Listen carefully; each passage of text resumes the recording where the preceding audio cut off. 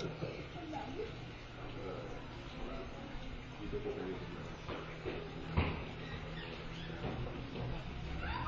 Mamaya po, ito po pala yung kamay ng hawakan niyo ito.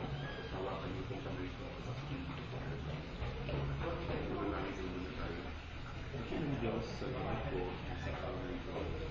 Pinapahayag po ang mga anak na ito, ang puso ng pagsunod sa inyo, ang narawan ng bautismo.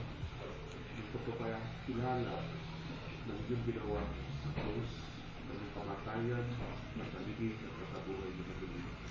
Ang kanyang buhay, namatay sa kasalanan, namatay at nalibig ang bagong pagkatao ay lumalakad po sa isang bagong buhay sa kanyang pagsunod sa inyo.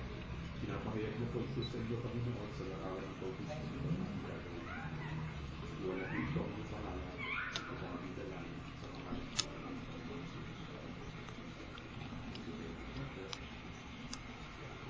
Pinabautismo kita sa pangalan ng Ama, ng Anak,